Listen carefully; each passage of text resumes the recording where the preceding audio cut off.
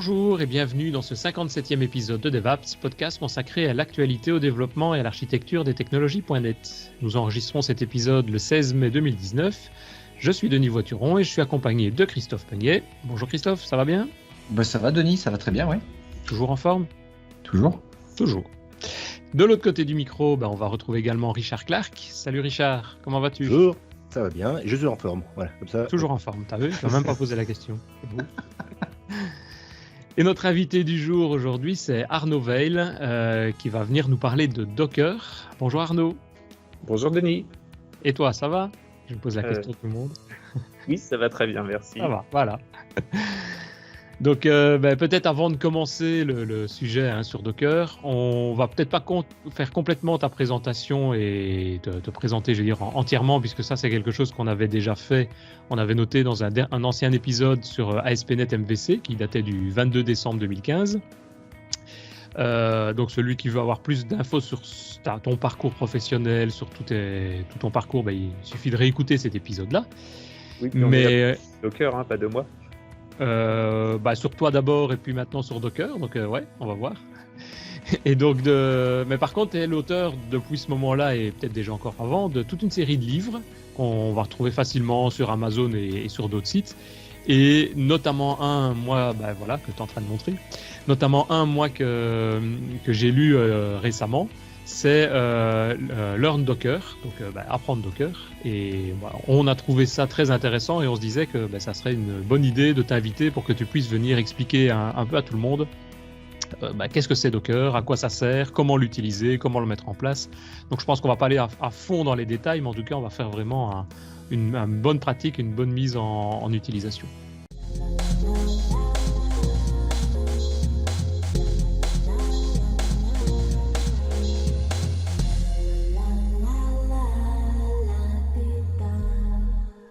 Vas-y, on te donne la parole et on va t'interrompre régulièrement comme on fait toujours. Donc, pour poser des questions, pour intervenir. Donc, ne te préoccupe pas de ça, je vais dire. On va suivre tout ça. Vas-y. D'accord, merci. La parole commence, je vais la donner à mon écran. Je ne sais pas si... Oui, il doit s'afficher aussi chez vous, je pense. Ouais. Donc, la problématique à laquelle on répond avec les conteneurs, et Docker, c'est le système le plus en vogue de conteneurs aujourd'hui. La problématique à laquelle on répond avec les conteneurs, c'est une problématique qui a été accentuée par le DevOps et qui existait déjà avant. C'est la fameuse citation du « chez moi, ça marche ». On l'a toujours ce problème en tant que développeur, les utilisateurs viennent nous voir, les ops viennent nous voir en nous disant qu'il y a un souci. Et quand on essaie de reproduire le souci chez nous, on n'a pas ce souci-là. Pourquoi ? Parce que l'environnement de recette, l'environnement de production, il est différent de l'environnement que j'ai en développement sur ma machine. Ce n'est pas les mêmes composants qui sont installés. Sur ma machine, j'ai peut-être un Linux, j'ai peut-être un Windows professionnel et sur un Windows 10 professionnel, alors que sur le serveur de déploiement, il y a probablement un Windows Server 2016 ou une autre version de Linux. Et du coup, on n'a pas la même chose, on n'a pas les mêmes dépendances installées. Sur ma machine de développement, j'ai le SDK .NET ou Python ou ce que vous voulez qui est installé, alors que sur le serveur de déploiement, il y a juste un runtime et qui n'est pas forcément de la même version que moi. Il y a peut-être des conflits de runtime. Donc, la conteneurisation, ça vise à résoudre cette problématique en disant ce qu'on va faire tourner sur le serveur, on va le faire tourner chez nous aussi pour avoir exactement le même environnement. Cool, mais ça amène des problèmes. En fait, on avait déjà résolu ce problème-là grâce à la virtualisation en disant on crée des images virtuelles qui contiennent tout, mais c'était juste trop gros. Mais revenons à un autre souci qu'on a avec le DevOps, c'est un souci d'hébergement en général. Si vous regardez...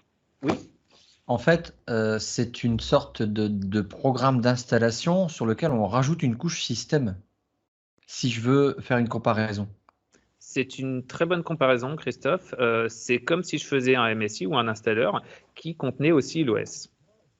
C'est ça.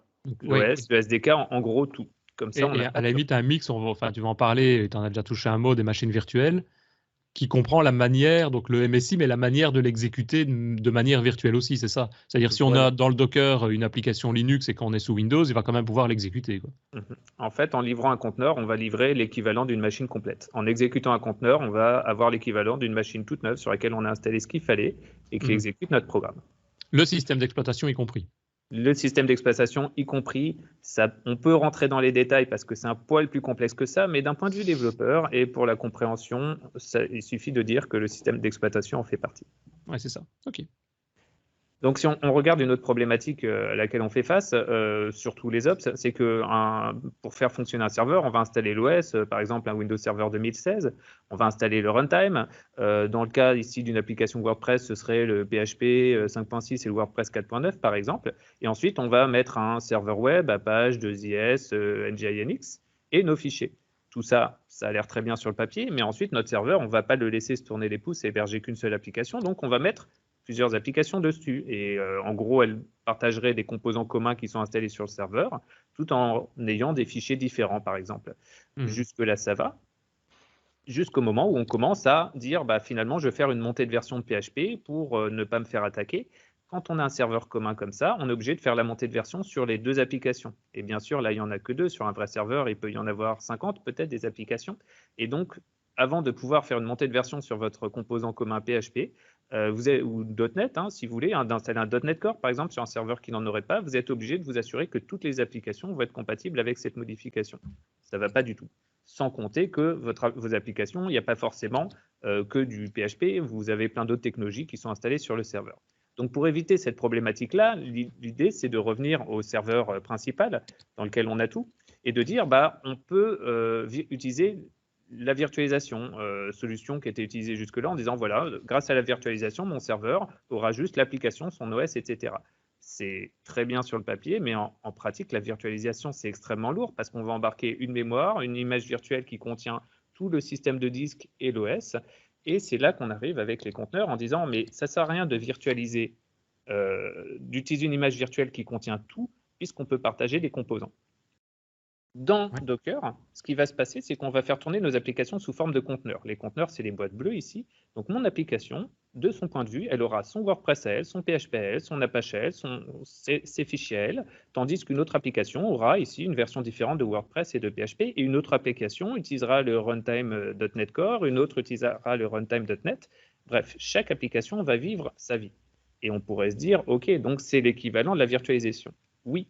En usage et en compréhension, c'est l'équivalent de la virtualisation. Mais la différence avec les conteneurs, c'est que contrairement à une image virtuelle, une machine virtuelle, on va partager les ressources. Et notamment, l'OS sur lequel on tourne va être partagé. Les composants communs entre les différents WordPress vont être partagés. Ces 2 WordPress ont des fichiers en commun. Ils ont des éléments en commun.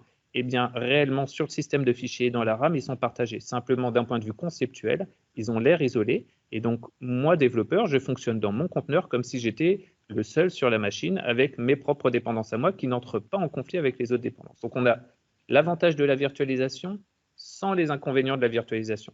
Un conteneur, concrètement, bien codé, il va prendre quelques mégas, quelques dizaines de mégas de RAM et quelques pouillèmes de pourcentage de mon processeur et quasiment rien sur le disque.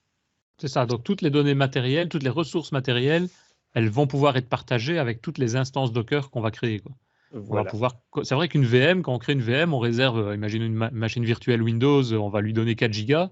Les autres machines, elles ne peuvent pas l'épuiser dedans, quoi. C'est 4 gigas pour une machine virtuelle, point. Et donc on en met 4-5 à la limite et c'est tout. Alors sur mon serveur Docker, je vais avoir un serveur Docker dimensionné peut-être avec 4 gigas, mais ces 4 gigas vont être partagés entre tous les conteneurs. Et les conteneurs vont prendre 50 mégas, 20 mégas, 100 mégas, enfin ce qu'il leur faut simplement à eux pour exécuter l'application. Et c'est vrai qu'on en parlait donc dans l'épisode précédent avec Kubernetes. Ce qu'on expliquait, c'était ces petits conteneurs, ils vont pouvoir être démarrés avec Kubernetes de manière automatique, démarrer, arrêter en fonction des demandes et en fonction de la puissance souhaitée.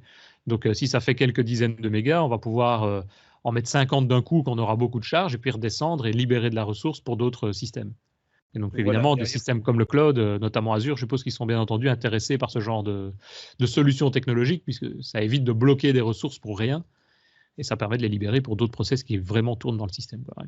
Non, c'est pas mal.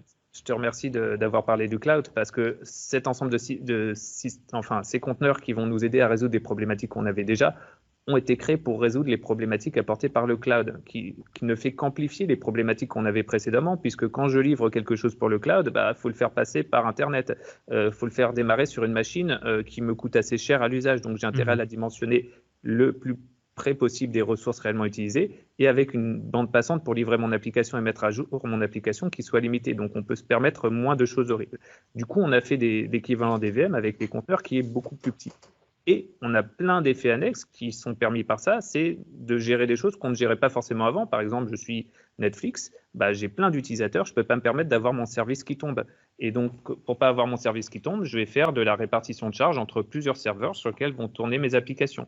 Et aussi, pour pouvoir répondre à une demande de pic de charge, je vais m'amuser à approvisionner dynamiquement de nouveaux serveurs sur lesquels je vais lancer de nouvelles versions de mon application. Tout ça, si je travaillais avec des VM, c'était trop lourd. Si je travaillais juste avec mes fichiers, avec les OS, c'était trop compliqué de mettre à jour des machines, de les démarrer, de livrer. Si je fonctionne avec des conteneurs, je suis juste sur la bonne taille. Je livre des conteneurs de manière très simple et très rapide, on va le voir, de manière très efficace.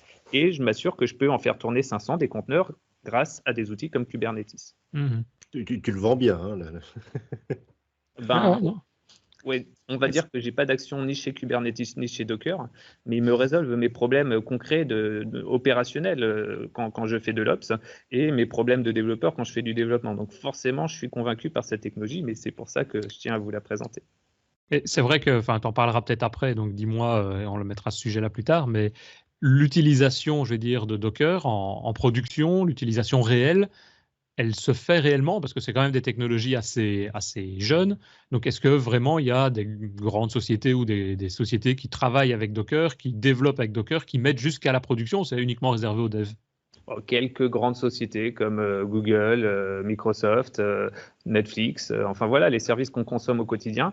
Quand c'est des petites applications, on peut encore se permettre, on peut se permettre de ne pas utiliser les conteneurs, mais dès que c'est des grosses applications qui sont dans le cloud, ça tourne sur du Kubernetes avec des conteneurs, histoire de répondre au pic de montée en charge qu'il peut y avoir.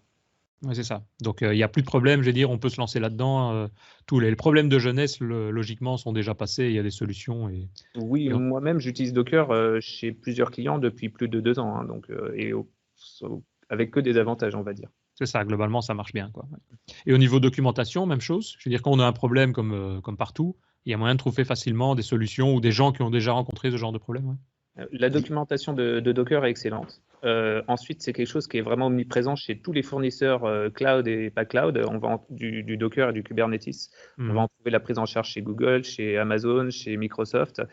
C'est même intégré à Windows. Aujourd'hui, Windows Server 2016, c'est juste une case à cocher, le composant Docker, comme on a une case à cocher pour le composant 2IS. Ah ouais. OK.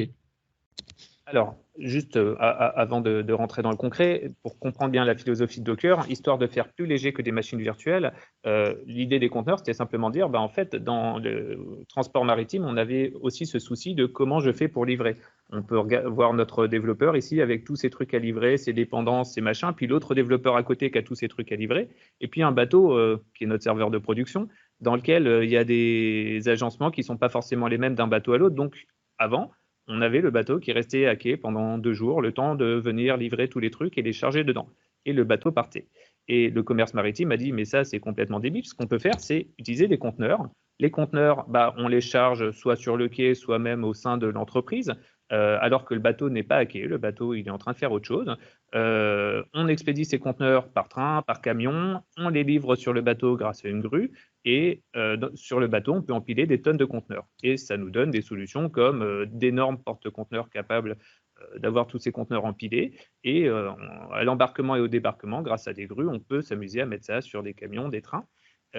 Ça, c'est une des choses qui a permis l'essor du commerce international. Et on a la même solution avec les conteneurs dans le monde du développement. L'analogie, c'est exactement ça. Moi, développeur, je vais créer mon conteneur. Concrètement, je vais créer une image du conteneur qui va contenir toutes mes dépendances, l'OS que j'utilise, le runtime que j'utilise, mes fichiers, le serveur 2IS, NGINX, Apache, et je vais livrer ça sur mon bateau qui est mon serveur de production. Alors, juste 2 notions pour bien comprendre Docker, c'est la notion de conteneur et d'image, parce que j'ai mentionné les deux. Jusque-là, j'avais parlé des conteneurs, c'est ce qui s'exécute réellement, l'équivalent d'une VM qui est en train de fonctionner, avec mon application qui répond aux utilisateurs. Et pour pouvoir exécuter un conteneur, en fait, on l'exécute à partir d'un modèle qui s'appelle l'image. Ce serait l'équivalent du fichier décrivant une image virtuelle. Donc, notre objectif en tant que développeur, ça va être de générer cette image et de la livrer sur une machine pour qu'à partir de cette image, Docker puisse lancer un conteneur correspondant à cette image. Et en fait, on voit bien le mécanisme. À partir du moment où on a l'image, on va pouvoir lancer 10 conteneurs, si on le souhaite, sur une machine et sur d'autres machines. Donc, l'image, c'est vraiment l'unité de déploiement, l'équivalent d'un point zip ou d'un point MSI. Et le conteneur, c'est l'exécutable, l'équivalent d'un point exe qui sera en train de tourner sur ma machine. Quand tu dis c'est l'équivalent d'un point zip, il y a moyen même d'aller voir à l'intérieur, après coup, ce qui a été installé, où il y a des traces, ou je ne sais pas, non? Oui, on peut venir regarder l'intérieur d'un conteneur, mais sans même s'amuser à faire l'équivalent d'un fichier zip. En fait, on a des outils, une fois qu'un conteneur est en train de s'exécuter, pour venir lui demander d'exécuter des commandes du genre, tiens, liste-moi ton système de fichiers, exécute-moi tel programme en local, et récupérer les traces qui sortent du conteneur. Donc, plutôt que d'inspecter les images, on va carrément se connecter au conteneur pour voir comment ça fonctionne. Donc, c'est des exemples, on peut s'y connecter. On peut même s'y connecter en mode debug avec notre Visual Studio, par exemple. Ah oui. OK. Alors, donc l'objectif va être de livrer ces images et moi, développeur, je construirai une image, mais pour la livrer, derrière, les images seront livrées dans une registry.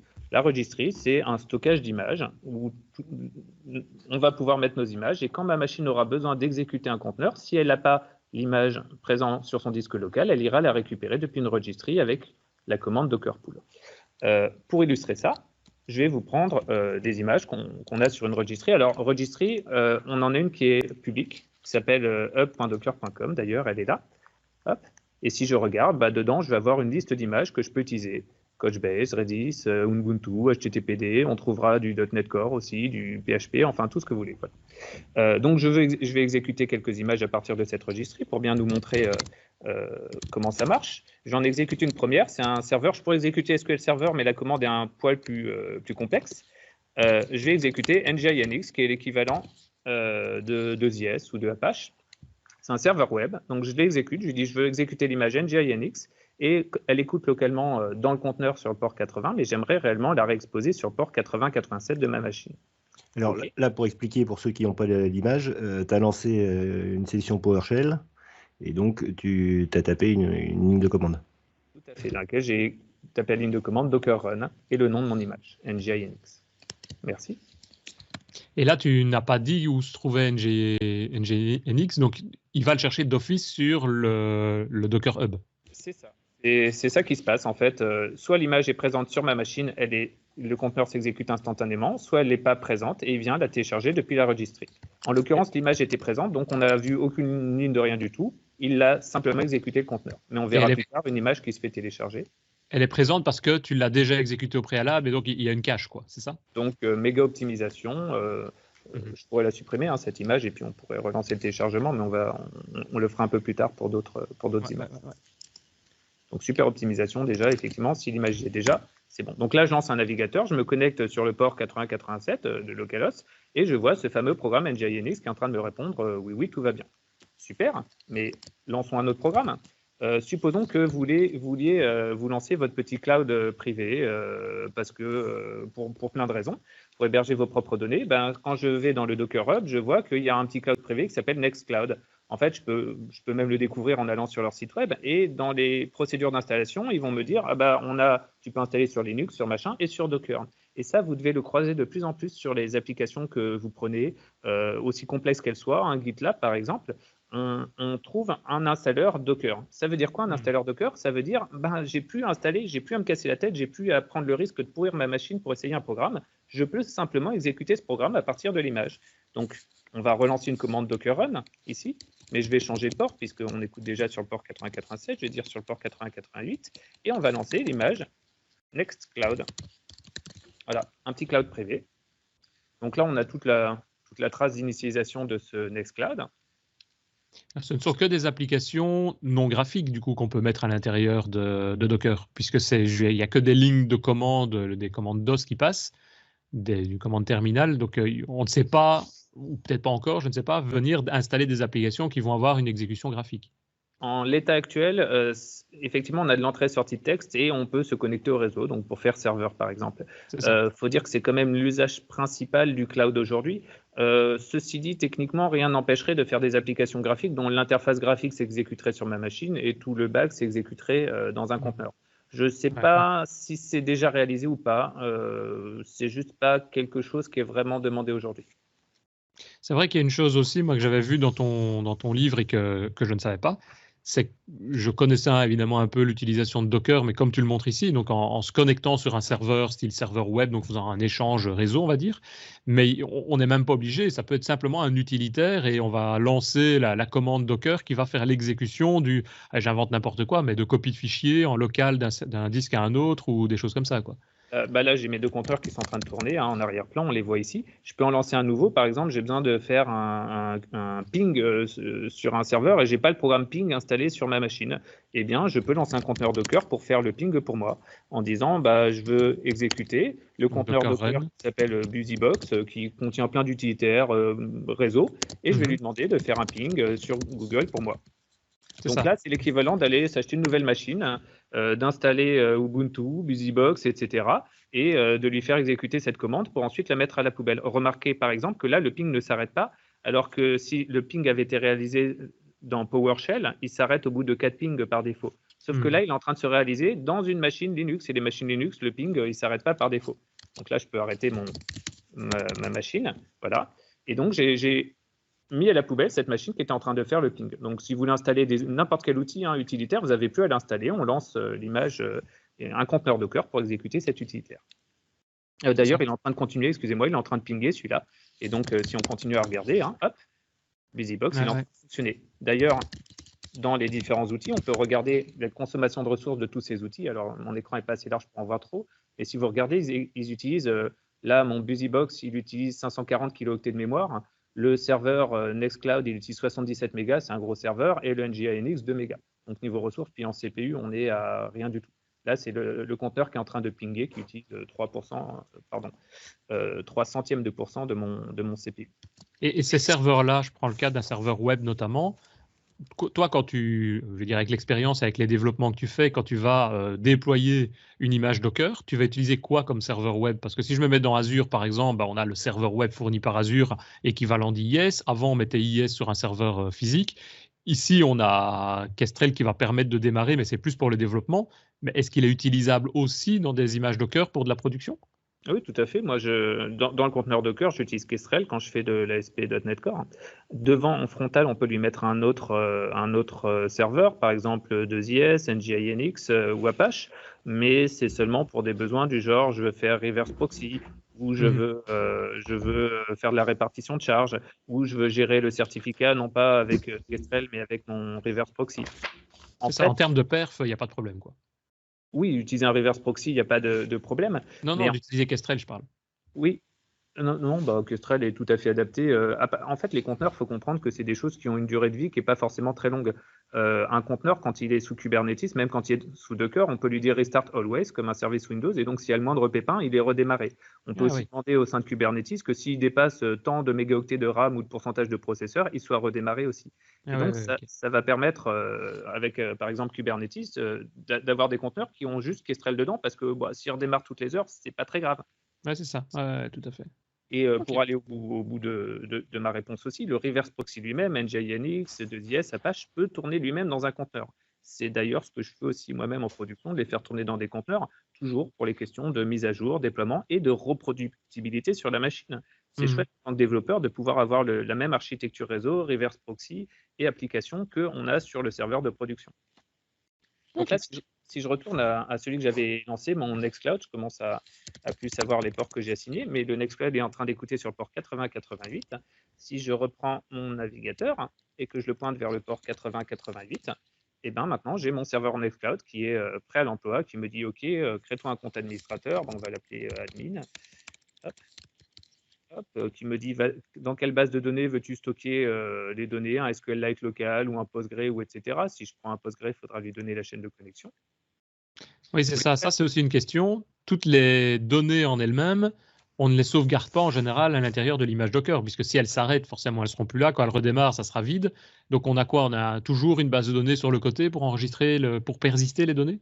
Alors, comme les applications avant, on a le choix pour stocker nos données. On peut les stocker dans un système de fichiers ou on peut les stocker dans autre chose, un serveur de base de données, un cache distribué Redis ou un service SaaS, IaaS comme un service PaaS, Azure, Google, Amazon, etc. L'idée, c'est qu'on a de la flexibilité. Docker, par défaut, si je commence à lire et écrire des fichiers, il les lit et les écrit au sein du conteneur. Ce qui fait que ça marche. Et là, mon Nextcloud, il marche sans lui donner de système de fichiers sur ma machine physique. Mais si on veut persister les données qui sont écrites dans ce conteneur, on peut très bien utiliser la notion de volume Docker en disant, en fait, ce que tu crois, ce qui est écrit par le conteneur dans tel répertoire, réellement, tu vas le mapper sur un répertoire de ma machine physique pour que les données soient persistées entre deux redémarrages du conteneur. Ah oui. Et en fait, cette notion de volume permet de mapper ça sur n'importe quoi. Une fois qu'on va tourner dans Kubernetes, on va pouvoir dire, en fait, le volume que croit voir Docker et que croit voir ce conteneur, réellement, il va être mappé sur un Azure File Storage, par exemple, pour avoir de la persistance encore meilleure. Mhm.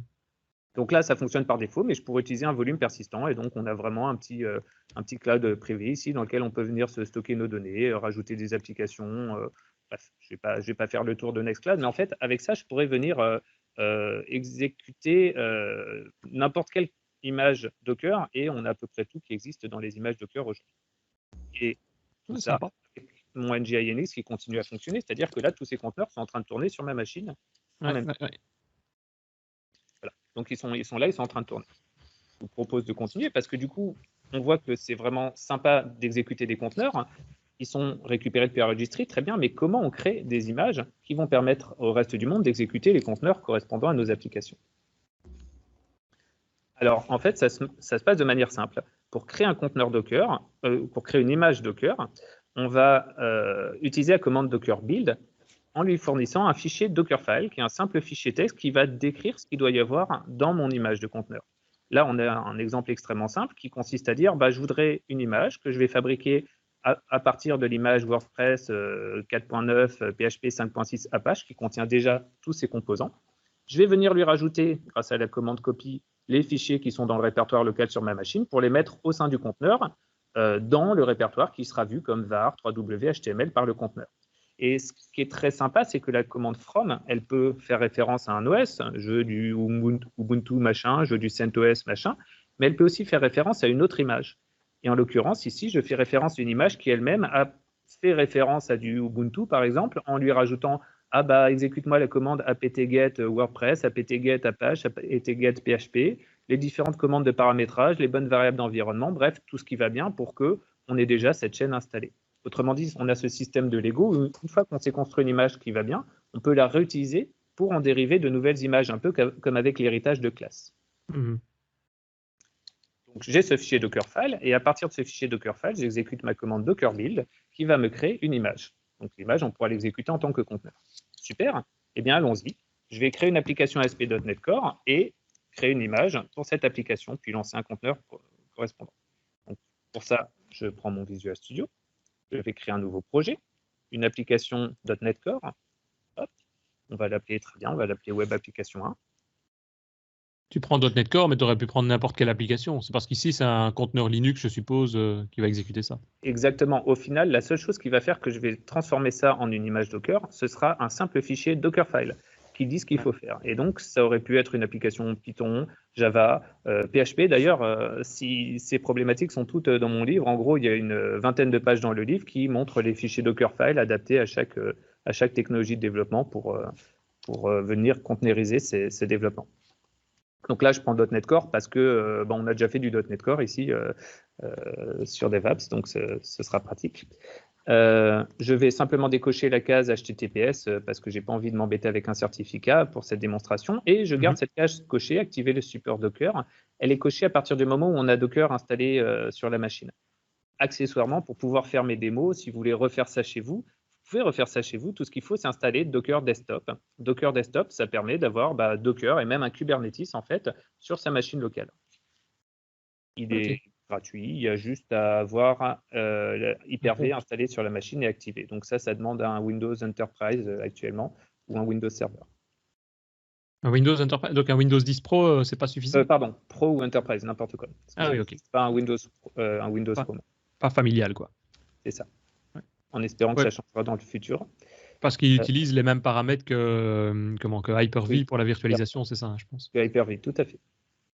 Donc, je vais créer mon application ASP.NET Core. À part ça, rien de spécial.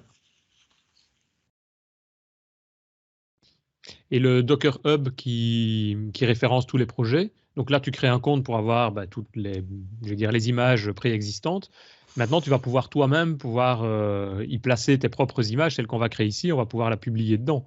Tout Et à c'est fait. d'office toujours public, ou il y a moyen de demander ça pour que ce soit privé? Dans ce Docker Hub, d'ailleurs, on voit les images que j'ai publiées ici, dans un compte Learnbook que j'ai créé. Ça peut être public ou privé, les images qu'on met dedans. Simplement, si on crée des images privées, il va falloir commencer à payer à l'usage du nombre d'images privées qu'on met. En public, Ok, c'est ouais, entièrement gratuit et illimité. En privé, il faut commencer à payer. Ceci c'est ça. dit, le Docker Hub n'est qu'une registry. Des registries, il y en a des milliards. Par exemple, dans Azure, on a la Azure Container Registry. Je vais dans Azure, je fais New Azure Container Registry, et ça y est, j'ai ma registry à moi qui est opérationnelle dans laquelle je peux stocker mes images, sans payer à l'usage, simplement en payant le fait d'avoir une registry. Je peux même lancer une registry Docker en tant que conteneur Docker. Docker Run Registry, et j'ai une registry sur ma machine qui a du Docker. Donc, je peux facilement me créer une registry n'importe où dans mon entreprise ou sur ma machine locale, grâce au simple fait que c'est une image en fait, la registry. Ouais, Oui, ça. c'est un peu comme le même principe que NuGet, où on peut Ouais. créer soi-même son propre repository, quoi.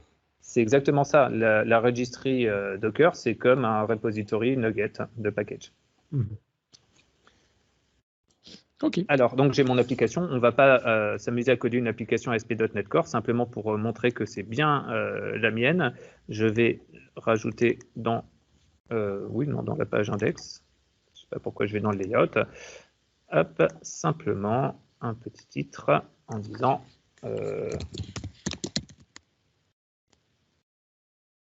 un petit peu de tirage de pompe. Voilà. DevApp, c'est génial. Je le dis pour ceux qui n'ont pas la vidéo. Et je vais exécuter cette application juste pour vérifier qu'elle fonctionne. Remarquez que dans mon menu, il y a Docker. Il me propose pour moi d'exécuter les commandes Docker build et Docker run, si j'y connais rien à Docker, pour l'exécuter au sein de Docker. Et j'aurai même droit de mettre un point d'arrêt pour aller débugger au sein de mon conteneur Docker. Mais avant de dockeriser, on va déjà l'exécuter en local avec Kestrel. C'est ça ici, donc tu choisis derrière le menu Play, le menu d'exécution. Tu avais soit IIS comme on l'avait avant, comme tu dis, l'application web, donc Kestrel, et maintenant il y a le Docker. Ça veut dire là qu'il va utiliser l'image, mais quelle image? Parce qu'on n'a pas choisi d'image particulière, que ce soit un Linux ou autre chose, si? Excellente question. En fait, une image qu'il va créer la première fois que je vais compiler mon application grâce à ce fameux fichier Dockerfile qu'on va voir dans quelques instants. Mais il a choisi lui-même, enfin c'est Microsoft qui a choisi une image qui pour lui convient bien et qui contient tout ce qu'il faut pour .NET. Exactement. Et on va en voir les détails dans pas longtemps, mais en gros, c'est une image qui contient le runtime.NET. Ouais, c'est ça. Et quoi, il y a un Windows léger ou un Linux en dessous? Alors celle-là, par défaut, un Linux. Ceci dit, il en existe plusieurs versions. Il y a des images avec Windows, il y a des images avec Linux.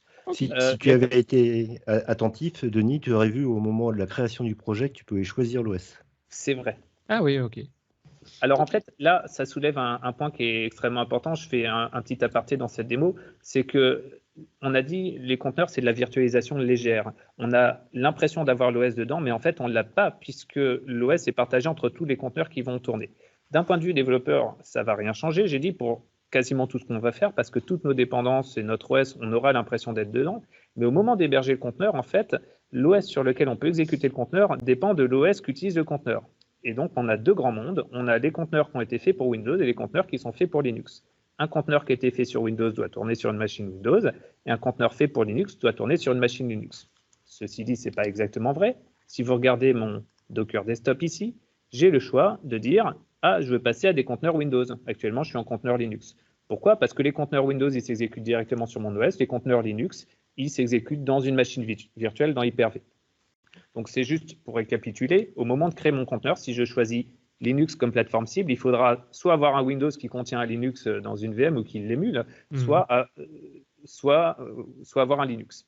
Et si je prends des conteneurs Windows, il faudra un Windows pour l'exécuter ou alors une machine qui fait tourner une machine virtuelle avec Windows dedans. Ouais, c'est ça, ok. Pour faire très simple, l'écrasante majorité des conteneurs actuellement sont faits pour Linux, mais on va trouver des conteneurs capables de tourner sous Windows. Donc là, même le conteneur, l'image de base qu'ils ont utilisée, c'est Linux, mais on pourrait utiliser une image de base Windows. Donc, mon application tourne dans Kestrel actuellement. J'ai mon serveur Kestrel qui a été lancé ici, qui écoute, et puis mon application qui est là. Très bien. Maintenant, je vais en faire une image Docker parce que cette application, c'est encore un ensemble de fichiers qu'il faut livrer, DLL plus le runtime.NET. Je vais en faire un conteneur Docker pour pouvoir le livrer à l'autre bout du monde. Version simple, je choisis Docker ici et je build, et ça marchera. Mais je veux juste vous montrer que la commande exécutée derrière est très simple, parce en fait, on ne dépend pas de Visual Studio, on dépend de Docker. Donc, on va juste faire un Docker build. Allons-y. Je vais me le faire à la main. Donc, je vais aller dans le répertoire de mon application. Voilà. Ouais. Et le répertoire de cette application, si on regarde, on a un fichier Dockerfile qui a été créé par Visual Studio. C'est pour ça qu'il y avait la case à cocher. Est-ce que tu veux faire du Docker? C'était juste la création de ce Dockerfile. Et on retrouve un peu les instructions que j'évoquais. Et là, on va avoir une instruction qui dit from, je prends le runtime ASP.NET Core 2. Donc, en gros, Microsoft a préparé une image qui contient ce runtime. D'ailleurs, on peut aller la voir. Hop, dans le Docker Hub. Alors, des repositories, il y en a plein, et Microsoft a le sien. Oui, Microsoft.NET, ça suffira. Ensuite, c'est un tag. Voilà. Et donc, elle est ici. Il me dit, voilà, j'ai le .NET Runtime, etc. Et donc, si tu veux utiliser ces images, eh bien, voilà le tag qui est derrière l'image. Derrière, il y a un préfixe ici, parce qu'on peut aller le chercher sur une autre registry que le Docker Hub. Bref, sans rentrer dans les détails, il nous montre les différentes variantes de cette image. Et donc, on va utiliser un runtime pour héberger notre application, mais là, ils poussent le vice encore plus loin. Ils auraient pu prendre le runtime, copier les fichiers de l'application et de l'application qui a été buildée, et créer le conteneur et lui demander au démarrage, tu exécuteras la commande .NET web application.dll. Sauf qu'ils poussent le vice encore plus loin en disant, mais la génération de l'application, on va la faire au sein de Docker. C'est-à-dire, au lieu de builder sur ma machine qui contient le SDK .NET Core, on va utiliser un conteneur Docker qui contient le SDK .NET 2.1, .NET Core, pour builder l'application. Ça paraît rien du tout comme ça, mais en fait, ça veut dire que je pourrais builder mon application sur n'importe quelle machine qui a juste Docker, et même pas le runtime.NET. Donc, imaginez pour faire une chaîne d'intégration continue avec Azure DevOps, avec GitLab, avec Jenkins. À un moment, vous avez un serveur qui va builder l'application. Ce serveur, avant, on s'embêtait à installer les SDK et à gérer les conflits entre SDK. À partir du moment où on utilise Docker, on n'a plus rien à faire. On installe Docker sur la machine d'intégration continue ou une machine qui lui est asservie, et c'est tout. Il utilisera les bonnes images qu'il récupérera à partir des Redis. Donc, c'est ça. Donc en clair, ici, ton Visual Studio, il sert juste de bloc-notes, on va dire, d'éditeur. Et la compilation, elle va se faire vraiment dans un autre fichier Docker qui va télécharger ou qu'il aura déjà en local si c'est pas encore le cas. Et donc, 24 gigas le bloc-notes, quand même. Pardon ? Oui, c'est un 24 gigas le bloc-notes. Oui. Et un bloc-notes qui permet de mettre des points d'arrêt aussi. Au sein du conteneur Docker, c'est quand même assez musclé. Donc, j'ai encore besoin de Visual Studio ou Visual Studio Code qui est capable de faire ça aussi. Donc, on va générer l'image Docker. Donc, pour ça, c'est la commande Docker build. Et je vais lui donner un petit nom. Je vais dire que je l'appelle learnbook /dev apps et on va lui donner un numéro de version, 1.0. Et on va lui dire simplement à partir de quel fichier on va builder, parce que là, c'est un peu mal foutu leur Dockerfile. Donc, je suis obligé de lui dire que c'est à partir du fichier qui est dans Web Application 1 Dockerfile. Même en étant dans le dossier Web Application, il ne le trouve pas tout seul. Oui, parce qu'ils ont prévu qu'on pouvait avoir plusieurs projets au sein de la solution. C'est pour ça que je suis obligé de rajouter ça. Mais regardez ce qui se passe. En fait, il est en train d'exécuter toutes les commandes qui étaient dans le Dockerfile, mais il les exécute au sein de Docker. Et là, notamment, il est tombé sur la commande .NET Restore, dans laquelle il est... Voilà, .NET Publish, dans laquelle il a fait un restore. Il est venu récupérer les packages nuggets. Et bref, il a exécuté toutes ces instructions, mais au sein d'un conteneur Docker. C'est-à-dire que n'importe quelle machine qui a Docker, je lui exécute cette instruction-là avec le fichier Dockerfile et tous les fichiers de ma solution, en fait, et il peut me builder l'application. Toujours est-il que je me retrouve avec une nouvelle image, Learnbook, que je peux maintenant utiliser. Si je fais Docker Run, la même commande qu'on avait utilisée pour lancer Nextcloud ou NGINX, mais je vais l'utiliser pour mon application en disant on va écouter sur le port 8092 avec l'image Learnbook DevApps 1.0. Il se trouve où cette image? C'est un fichier qui se trouve en local pour le moment sur ton PC. C'est un ensemble on va dire un fichier, un ensemble de fichiers en local, en fait, qui est dans la registry locale. Dans un dossier de Docker, quoi. Oui, c'est-à-dire que là, en fait, je vais lancer un autre PowerShell pour ça, mais en fait, on peut faire un Docker image ls pour lister toutes les images, et là, on va en voir pas mal qui sont sur ma machine, dont on retrouvera mon image DevOps. C'est ça, mais c'est pas un fichier où je peux pas faire copier-coller, c'est pas un gros zip et je la prends, quoi. Si je veux faire un backup de ça, c'est pas comme ça. Oui, non, c'est pas comme ça que ça se passe, mais à la rigueur, on peut à n'importe quel moment détruire toutes les images qui sont là-dedans. On s'en fiche un peu, c'est juste temporaire. En fait, c'est un cache local d'image. Si Oui. l'image n'est pas présente chez moi, elle sera téléchargée depuis le Docker Hub. Oui, à condition de l'avoir placé sur le Docker Hub, ce qui n'est pas encore le cas ici. Ici, Tout tu à l'as fait, elle n'est compilé. pas sur le Docker Hub. C'est ça. En tout cas, elle s'exécute. Et je lui ai dit d'écouter, ça y est, j'ai déjà oublié sur quel port j'étais en train d'écouter. 80-92. Ici, 80-92. Voilà, donc on va aller la requêter. Donc localhost 80-87 et 80-92. 80-92. Et fantastique, j'ai mon application qui tourne. Comme tout à l'heure, vous me direz, donc il n'y a rien de nouveau, sauf que là, elle est exécutée par Docker. Et c'est la différence par rapport à avant où je l'exécutais sur ma machine qui avait le runtime.net. Là, je l'exécute en tant que conteneur Docker. Donc, elle se comportera de la même manière quand elle sera de l'autre côté d'Internet à s'exécuter dans Azure ou sur une autre machine. On a une idée du poids de cette machine? Dans les statistiques, tu as cette information-là? Oui, je l'ai. Alors, si on toc, déjà en exécution, combien elle me pompe cette machine? Eh bien, alors, là, dommage, je ne lui ai pas donné de nom. Donc, on va retrouver son identifiant. Celle-là, .NET, voilà, son identifiant, c'est ECBBB. Donc, si on regarde, elle est à 4 centièmes de % de mon processeur et 33 mégaoctets. C'est ça, 33 mégas. Oui. Donc, extrêmement petit. Quant au poids physique sur le disque, c'est avec la commande Docker ImageLS. On va se retrouver en haut. Hop. Elle est par ici. Voilà, Learnbooks DevApps. Il me dit qu'elle fait 257 mégas. Mais alors ça, c'est un peu du pipeau. En fait, elle fait au maximum 257 mégas. Parce que pour ça, Docker est pas mal. 257 mégas, réellement, c'est la taille de ce truc-là, ASP Netcore Runtime. Mais s'il a déjà, et plus 1 ou 2 mégas pour les fichiers de mon application, mais s'il a déjà ce runtime dans une autre image qui a déjà été référencée, eh bien, en fait, ma nouvelle image ne fait pas réellement 257 mégas. Elle fait juste les pouillèmes de mégas correspondant à ce que je viens de créer. Oui, c'est ça. Il peut se partager des morceaux communs d'images sur lesquels tu t'es basé. Exactement. Donc, si sur le serveur où je déploie, il y a déjà une image qui utilise ça, eh bien, en fait, le déploiement de l'application va se faire en quelques mégaoctets. Oui, c'est ça. Ouais. OK. Donc, ça y est, j'ai créé une image qui est en local et que je peux exécuter à loisir pour lancer plein de conteneurs. Si je relance ma commande Docker Run, je peux me lancer un deuxième conteneur exécutant cette application. Super, mais ce n'est pas le but. Le but du jeu, c'est de pouvoir livrer ça à l'autre bout du monde. Pour l'exécuter, on a dit dans le cloud notamment, mais sur n'importe quel serveur qui a Docker. Donc, on l'a compris, j'ai fait mon Docker build pour créer une image. Et bien maintenant, cette image, il faut la livrer comment? Dans une registry. Par exemple, le Docker Hub, mais ça peut être ma registry privée. GitLab intègre une registry. Dans Azure, on a la Azure Container Registry. Bref, dans une registry. Et pour livrer dans une registry, on a deux choses à faire. La première, c'est Docker Login pour se loguer sur la registry, s'identifier. Et la deuxième, c'est Docker Push pour envoyer l'image. Et là aussi, le Docker Push est optimisé. Il n'enverra pas les morceaux d'image qui sont déjà sur la registry. Donc là, je vais publier sur le Docker Hub. Il y a de grandes chances qu'il y ait déjà le ASP.NET Runtime dedans. Donc, il ne va pas publier les 250 mégas de mon image. Il va publier que 1 ou 2 mégas correspondant à la différence par rapport à l'image de base. Oui, c'est vraiment la différence. Ça fait penser un peu, je trouve, à un module de type Git, où tu as même d'ailleurs les mêmes identifiants pour savoir ceux qui existent, donc les identifiants uniques dans ce cas-ci d'image ou du code. Et donc, il va vraiment envoyer la différence, les derniers commits, entre guillemets, qui auraient été effectués sur l'image. Exactement. On voit que c'était fait par des développeurs, c'est bien. Par des développeurs et pour des développeurs, même des Français à la base, si je ne m'abuse. Ah oui. Alors, ils sont partis aux États-Unis parce qu'ils n'ont pas eu de budget en France quand ils sont sortis d'Epitech. C'est ça. Ah oui. Ben oui, comme tu vois, c'est le problème de l'Europe, ça. Ils ont levé 80 millions de dollars en arrivant à la Silicon Valley. Donc, un claquement de doigts. En France, on a dit non, c'est pas intéressant votre truc.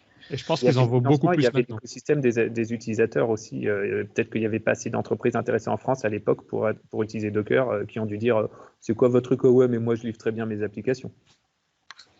Ouais, maintenant, dans le monde dans lequel on est, ils auraient pu faire ça techniquement, je vais dire, de le faire ici, en France, et de le déployer même de manière mondiale aux mêmes entreprises qu'ils ont fait au niveau des États-Unis. Je sais pas, je pense qu'il y a une culture différente aussi. C'est vrai. Alors, vas-y, pousse-nous l'image.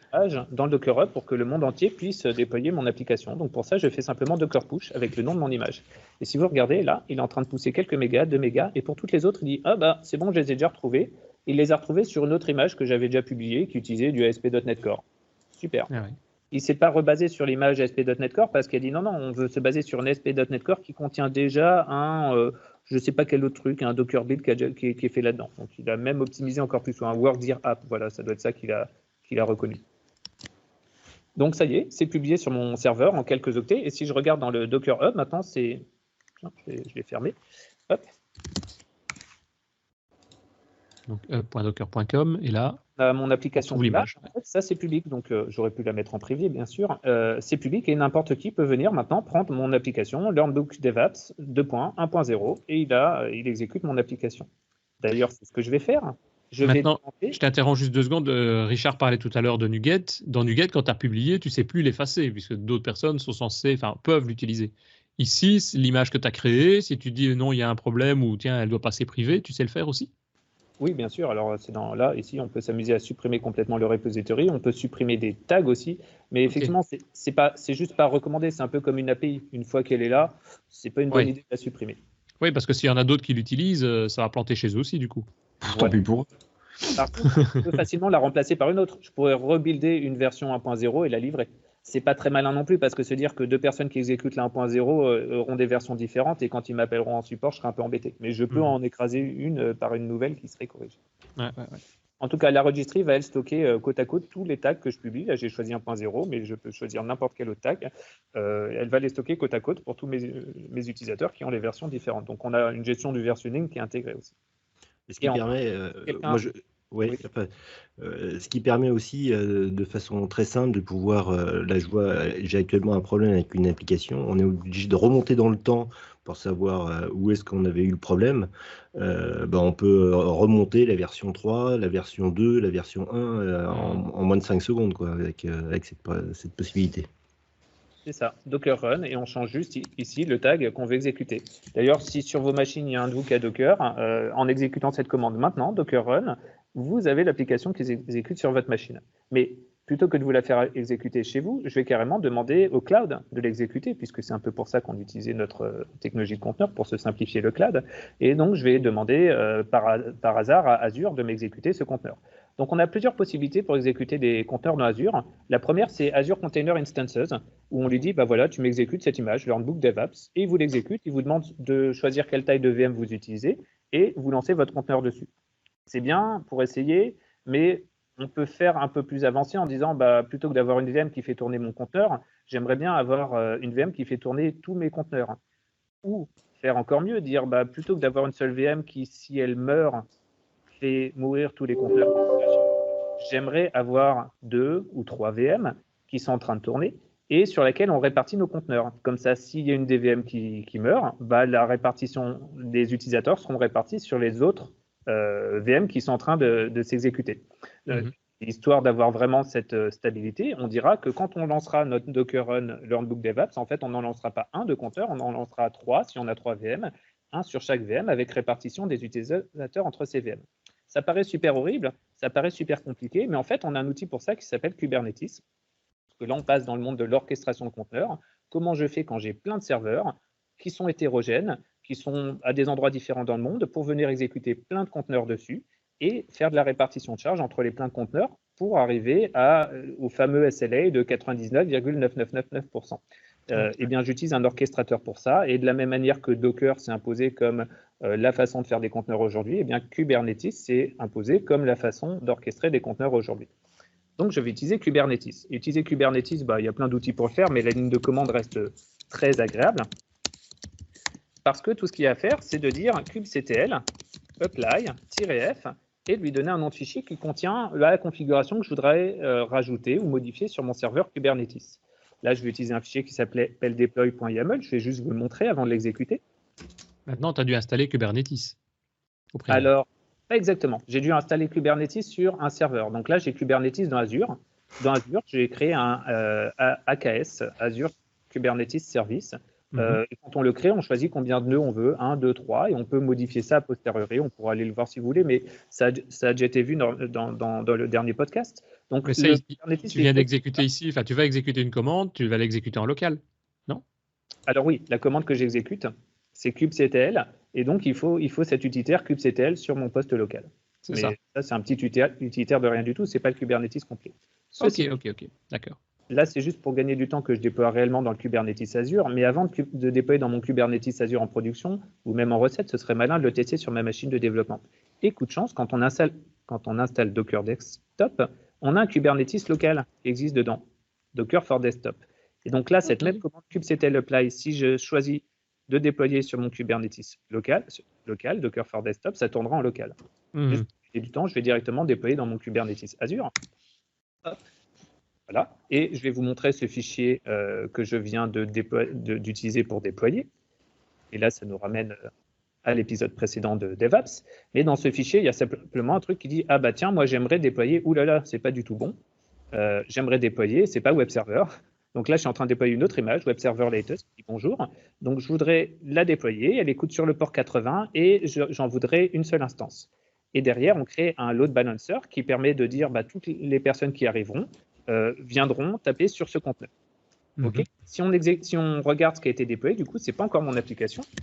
On va reprendre l'utilitaire kubectl et lui demander les services qui sont sur la machine juste pour avoir l'adresse IP du service que je viens de publier.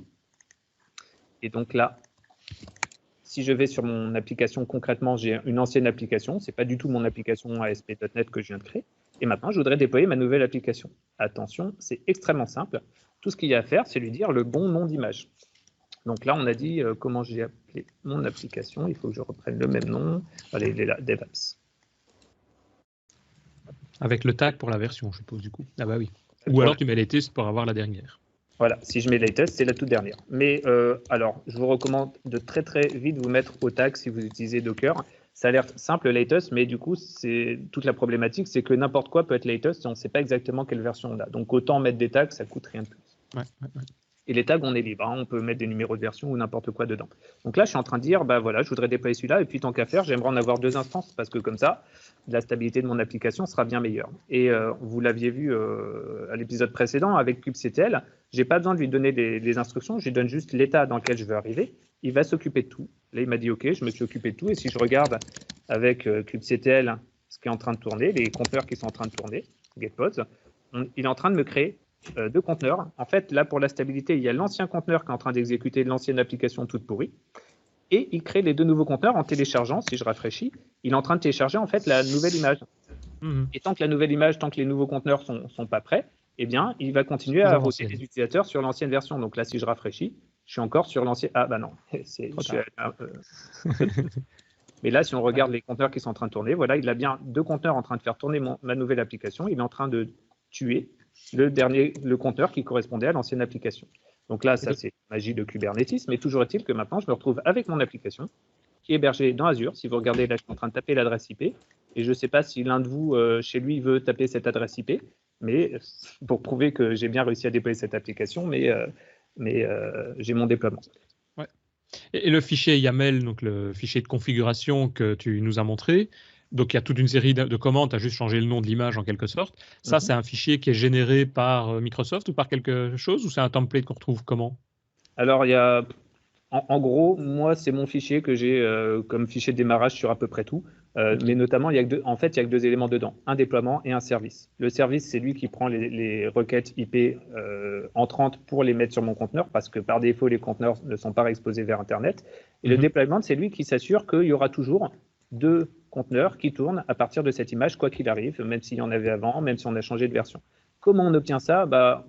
Soit par construction soi-même, soit en ayant suivi un tutoriel Kubernetes, soit en le récupérant de quelqu'un d'autre, ou sinon, la commande kubectl est capable, à partir de ressources existantes, de me créer le fichier correspondant à ce qu'il faudrait avoir. Par exemple, en faisant kubectl run, et on rajoute un dry run pour lui dire, en fait, tu me génères le YAML correspondant. Ouais, c'est ça. Sinon, on doit pouvoir retrouver ça en modèle de toute façon. Voilà. Ça a l'air compliqué comme ça. Et sur ce coup-là, Kubernetes, c'est un poil plus compliqué que Docker Swarm. Mais en fait, ça en vaut tellement la peine parce qu'on est en train de préparer un futur tout à fait brillant où on pourra dire, voilà, j'en veux 4. Ça les répartira, si on a 3 serveurs, ça répartira mes 4 conteneurs sur les 3 serveurs en s'assurant que si un serveur qui tombe, il créera les conteneurs supprimés de ce serveur sur les autres serveurs restants histoire de les avoir. Donc en fait, la puissance est juste phénoménale. Et autre intérêt, On peut aussi faire de la montée de version ici très facilement. Ce que je vais faire pour finir ma démo, là, on va se créer une petite modification dans notre application en disant maintenant, c'est la version 2 qu'on a livrée de l'application. Ouais. Voilà. Tu rajoutes un V2. Ouais. Ouais, voilà. Et je vais rebuilder un nouveau conteneur. Donc, je vais remonter et reprendre la commande de Docker build qui me crée des images en disant maintenant, je veux créer l'image version 1.1. 2.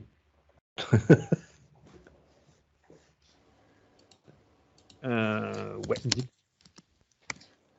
1.2, tu disais? Non, je disais 2.0. Oui, 2.0, soyons fous. Oui, c'est vrai, je l'ai appelé 2 en plus dans mon truc. Donc, je rebuild et remarquez que le build est extrêmement performant parce qu'il dit j'utilise le cache, j'utilise le cache. En fait, pour toutes ces commandes, il voit que les fichiers n'ont pas changé, donc il n'a pas besoin de régénérer cette partie de l'image. Il va juste commencer à la régénérer à partir du moment où on aura copié tous les fichiers et on voit bien du running parce que là, les fichiers sont différents. Et donc, en fait, même le mécanisme de build au sein de Docker est extrêmement efficace. D'ailleurs, je dis qu'il est efficace, mais il n'a pas... Voilà. Et donc, j'ai mon image qui est en local sur ma machine. Je pourrais faire un Docker run pour vérifier qu'elle fonctionne, mais là, j'ai extrêmement confiance. Et donc, je vais juste faire un Docker. Docker push. C'est ça, j'ai bien. Je vois qu'au moins Christophe a suivi. Ouais. Et là, toujours mon mécanisme efficace. Combien il a poussé? 2,8 mégas. Et le reste, c'est déjà sur le serveur. Vous voyez la rapidité. Et du coup, maintenant, je vais pouvoir dire dans mon fichier, dans mon manifeste de paramétrage Kubernetes, je veux du 2.0 et j'en veux 4 instances. Je sauvegarde ça et je vais exécuter la fameuse commande kubectl apply. Du même fichier, où il me dit, c'est dans un saut, c'est dans le répertoire du dessus, mon kubectl apply. Voilà. Et si on reprend nos commandes pour regarder ce qui se passe sur notre serveur, getPods, il est en train de créer un nouveau compteur, mais en fait, il y a peu de rupture sur mon application qui continue à fonctionner, soit avec l'ancienne version tant que la nouvelle n'est pas dispo, soit avec la nouvelle version. Et là, si on regarde les conteneurs en train de s'exécuter, on a réellement, concrètement, 4 conteneurs en train de servir mon application. Ici, il n'y a qu'un seul nœud sur mon cluster Kubernetes, mais si je mets 2 nœuds, par exemple, j'ai une stabilité exceptionnelle avec 4 versions de mon application réparties sur 2 machines. Déjà là, c'est pas mal. J'ai 4 versions de mon application sur la même machine. Donc, s'il y a un des Kestrel qui meurt pour des raisons genre il a dépassé l'espace mémoire qu'on lui a loué, etc., eh bien, il sera remplacé par un nouveau pendant que les 3 autres seront en train de servir l'application. Pour le coup, vraiment, regarder vivre un Kubernetes, c'est assez sympa. On peut s'amuser à buter des conteneurs, à buter des nœuds des machines virtuelles qui font partie du cluster et il va tout seul répartir les conteneurs sur les nœuds restants. C'est magique. Ok, non, ouais, c'est pas mal. C'est vrai qu'en plus, avec des solutions comme Azure, enfin du cloud, ça permet évidemment de simplifier le déploiement, puisque il pousse tout, quoi. Il pousse tout automatiquement dans le système. Ouais. En fait, c'est un des gros intérêts en fait avec Docker et derrière Kubernetes, c'est qu'ici on n'est plus dépendant que de quoi que ce soit. J'ai déployé dans Azure, mais si demain je veux passer sur Amazon, sur Google, ou que je veux déployer sur mes machines à moi physiques, j'ai 10 Raspberry qui me servent à rien, je les mets dans un cluster Kubernetes pour avoir une machine super puissante finalement et exécuter mes conteneurs dessus au sein de mon entreprise, eh bien j'utilise exactement les mêmes images venant du même Docker Hub, les mêmes commandes pour déployer dessus et j'aurai pas de surprise. Donc en fait, tout ça, ça nous donne finalement un ensemble d'outils pour répondre aux problématiques du DevOps d'aujourd'hui. On nous demande de faire du DevOps, c'est très bien, mais le DevOps, ça consiste à rapprocher les développeurs et les gens de l'IT qui font tourner nos applis. Et finalement, l'outil qui va mettre tout le monde d'accord, c'est le conteneur, idéalement déployé sous forme de cluster Kubernetes. Et tout se résume à du Docker build, du Docker push et du kubectl apply ou du Docker run si derrière on n'utilise pas Kubernetes. Donc, on a cette capacité à faire du DevOps et on a aussi enfin la capacité d'être en mode microservice facilement parce que qui dit microservice dit des toutes petites applications qui ne consomment pas beaucoup et qu'on va fréquemment livrer et mettre à jour. Donc, ils sont faciles à déployer et avec les conteneurs, on vient de voir qu'on a quelque chose de très facile à déployer, à mettre à jour et puis qui consomme peu de ressources. Si je regarde mes applications qui sont en train de tourner, mon Nextcloud et l'autre application, voilà, on voit les pouillèmes de processeurs et de RAM qui sont utilisés. Nextcloud, il utilise toujours ses 183 mégas de RAM. Et mon application DevApps que je viens de faire, elle consomme 34 mégas de RAM. Donc, on a vraiment quelque chose de très, très petit. Et donc, enfin, l'autre chose fantastique, c'est qu'on n'a aucun conflit. Là, mon Nextcloud, je ne sais pas ce qu'il utilise derrière, si c'est du C++, si c'est du PHP, du Python, peu importe. En fait, sur ma machine de développement, à partir du moment où j'ai Docker, je peux compiler, livrer, exécuter des applications qui sont écrites avec n'importe quel langage de développement, n'importe quelle technologie de développement. Je peux faire du Java dans 2 minutes sur ma machine sans avoir installé le SDK Java parce qu'il sera dans un conteneur. N'importe quel langage? Alors, n'importe quel langage qui est au moins installable dans Linux, puisque derrière, nos conteneurs tournent grosso modo majoritairement dans des images Linux. Oui, maintenant ça peut être du Windows aussi, donc ça pourrait être n'importe quel langage, mais je suppose qu'il faut quelqu'un qui ait créé l'image Docker aussi, quoi. C'est Si ça. on prend du COBOL, première version, c'est peut-être pas le cas, quoi. Si quelqu'un ne l'a pas créé, l'image Docker, on peut se la créer. C'est-à-dire, là, par facilité, on est parti d'une image Docker qui existait déjà. Hop, pardon. Mais ici, je peux très bien mettre from Ubuntu, from Windows machin. Donc, je peux partir d'un OS vierge. Oui, mais il faut que ce soit toujours non graphique aussi. Si je prends des anciennes applications, du Quick Basic à l'époque, je pense pas qu'il y avait un compilateur ligne de commande pour le faire. Il fallait passer par un outil, appuyer sur un bouton. Ça, c'est pas le genre de choses qu'on saura faire, ou même démarrer un Word, on ne saura pas faire ça à partir de là. Prendre une application client lourd existante et la porter sous forme de conteneur, c'est pas un challenge que je prendrai parce que je pense pas qu'on y gagnera du temps. Ça doit marcher, mais je le prendrai pas. Mais si on y réfléchit 2 secondes, les interfaces graphiques aujourd'hui, elles sont au moins 2 tiers. Quand on crée une application mobile ou même une application web, SPA, on va utiliser pour le web des choses comme React, Angular ou peut-être même jQuery. Et pour des applications mobiles, on va utiliser un SDK qui va nous créer un package côté client avec la technologie du client, Android ou iOS, et qui derrière invoquera des web services. Et c'est pour cette partie serveur finalement qu'on va utiliser Docker, voire même aussi pour la compilation de l'application. Au lieu de m'embêter à avoir le SDK qui permet de compiler une application Android ou le SDK Angular qui me permet de compiler une application Angular, je peux simplement la compiler au sein d'un conteneur Docker et donc avoir juste un éditeur de fichiers sur ma machine au lieu d'avoir le SDK Angular. Oui, c'est ça que je trouve aussi intéressant, c'est de l'utiliser pas uniquement pour faire de la publication et comme tu dis du DevOps, c'est vachement intéressant, mais aussi de pouvoir le faire avec des outils, quoi, en gros des tools qui sont développés dans n'importe quoi. Bon, j'ai bien demandé, j'avais regardé par exemple à des outils de génération de documentation, style DocFX pour ceux qui connaissent au niveau de Microsoft. Il y a des outils comme ça, mais qui utilisent je sais plus, c'était pas du Python ou n'importe quel langage derrière que je n'avais pas. S'il faut commencer à configurer toute ma machine pour ça, je suis déjà parti pour une demi-journée, quoi. Voilà, c'est pas nécessaire. Donc tu citais Python, Python ça donnerait quoi? Hop, ça donnerait ce genre de fichier. Donc là, on a un exemple d'application Python que j'ai dans mon livre. Et donc là, on a un petit fichier Python qui crée un serveur en Python qui écoute sur ces URL-là. Et puis voilà le fichier Dockerfile. Tiens, prends-moi un serveur sur lequel on a déjà Python 3.7 installé, Stretch, comme ça prend pas trop de place. Tu m'installes Flask, qui est l'équivalent de Kestrel pour servir les fichiers ici. Tu me copies mes fichiers et puis tu fais Flask Run de mon application. Donc voilà, pas besoin d'avoir Python, j'exécute juste ça. Ouais, c'est ça. C'est ça qui est également évidemment intéressant, c'est cet aspect ouverture et d'avoir un peu tous les outils qu'on veut, n'importe quoi, directement disponible et directement accessible. Il faut évidemment juste installer Docker, donc Docker Desktop, c'est ça? C'est ça, donc sur du Windows ou du Mac, on a Docker Desktop. Sur du Linux, c'est Docker Engine. Ouais, c'est ça. Je viens de voir là sur Docker Hub, il y a un truc qui fait rêver, il y a DB2 qui est une image de DB2. Donc ceux qui ont déjà essayé d'installer DB2 sur leur Windows, je pense que ça fait rêver. Même de l'Oracle. J'ai déjà essayé d'installer une instance d'Oracle juste pour avoir une mini DB. Il y a aussi plein de config à devoir faire. SQL Server, vous n'avez même plus besoin d'installer un SQL local, un SQL Express. On a SQL Server en image. Oui, c'est vrai. Donc c'est Docker Run, SQL Server. Alors il y a en fait pas exactement, si on regarde, on lui rajoute quelques paramètres supplémentaires du genre une variable d'environnement pour dire oui, j'ai une avec le mot de passe qu'on veut pour l'admin et une pour dire oui, j'ai bien lu les conditions. C'est un peu faussé de dire un paramètre qu'on les a bien lus. Il faudrait au moins qu'elles apparaissent sur l'écran. On n'a même plus besoin de scroller jusqu'en bas.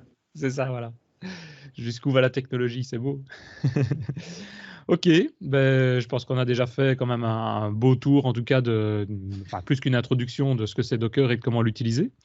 Avez-vous d'autres questions, Christophe, Richard? D'autres questions peut-être avant de clôturer? Non, Arnaud peut nous remontrer la liste de ses livres qu'il a déjà écrits? Oui.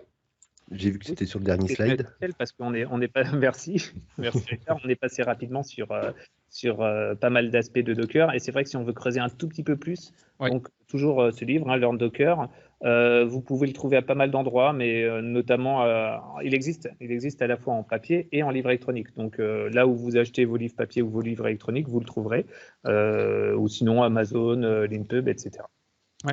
Et en fait, C'est vrai il y a que une série de livres, pardon. moi, je le conseille effectivement, puisque je le disais, c'est à partir de là que j'ai commencé à apprendre un petit peu tout ce qui était Docker. Et ce que j'aime bien dans tous les livres que tu écris, c'est le format qui est qui est pas très long. Faut pas il y a quoi, 200, 300 pages, même pas, je pense. Oh, même pas, Et- 150 maxi. 150 pages, voilà. Donc, ça permet vraiment d'avoir un tour d'horizon sans devoir y passer 3 semaines dessus. Et tu rentres vraiment dans les commandes pratiques pour le mettre en place, quoi, avec des cas d'utilisation, etc. Donc, moi, personnellement, c'est ce qui m'intéresse toujours. Donc, merci à toi pour ce genre de livre. Merci, mais c'est le principe, hein, des petits livres courts. Le but, c'est pas, enfin, en gros, c'est des livres d'auto-formation, ces différentes technologies. Le but, c'est de pouvoir en moins d'une semaine se former à ça, même si on le fait le soir. Donc, c'est toujours le même format, explication, exercice, explication, démonstration, exercice. Et si on le suit rapidement, normalement, on met le pied à l'étrier. Alors, si c'est pas le cas aussi, vous pouvez me remonter des commentaires. Je les améliore en permanence d'après les remontées de mes utilisateurs, de mes lecteurs. Ok, parfait. Et ben justement, j'en profite pour demander, si jamais on doit te contacter, quel est le moyen le plus simple? C'est vrai Via que je l'ai quoi? pas mis. Via Twitter? Via email? Il y a Twitter, dans lequel c'est EPO, et il y a l'email, qui est dans les livres, en fait. C'est pour ça que je ne l'ai pas mis. Donc, c'est books@aveil.fr. arnaudveil.fr.